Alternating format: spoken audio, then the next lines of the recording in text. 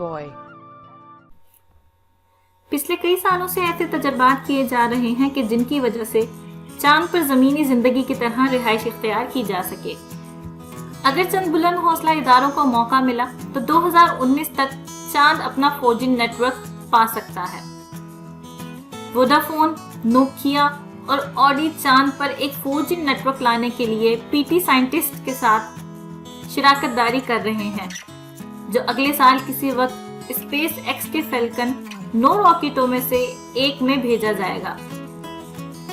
4G network ultra compact network نامی technology کی مدد سے تخلیق کیا جائے گا، جو نوکیا کے مطابق ایک تھیلے میں ہوگا جس کا وزن چینی کے 1 کلو وزن کی برابر ہوگا.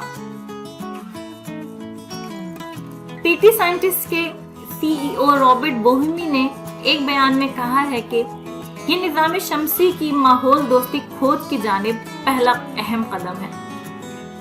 زمین کے گہوارے کو چھوڑنے کے لیے انسانوں کو اپنے گھر سے باہر بنیادی ڈھانچہ تعمیر کرنے کی ضرورت ہے. اس مشن کے ذریعے ہم چاند پر باضابطہ کمیونیکیشن نیٹ ورک کے ابتدائی مراحل مکمل کر کے انہیں ٹیسٹ کریں گے. اصل میں PT سائنٹسٹ کا قیام $20 ملین کے گوگل لیونز ایکس پرائز کے لیے عمل میں لایا گیا تھا، جو اس سے پہلے نجی ادارے کو دیا جانا تھا جو بغیر انسان کی کسی بھی اسپیس کرافٹ کو چاند پر پہنچائے اور چند بنیادی اہداف مکمل کرے. اس میں ہائی ڈیفینیشن ویڈیو اور تصاویر چاند سے واپس زمین پر بھیجنا بھی شامل تھا.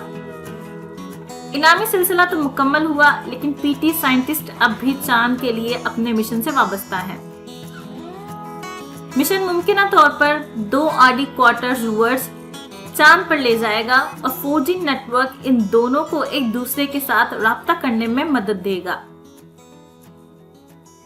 یہ روورز 1972 میں خلا بازوں کو چاند پر لے جانے والے اپولو 17 روور کی تلاش کے دوران HD ویڈیو ریکارڈ کریں گے. ایسے ہی معلوماتی ویڈیوز دیکھنے کے لیے ہمارا چینل سبسکرائب کیجیے اور نیچے کامنٹ میں اپنا فیڈ بیک دینا مت بھولیے گا.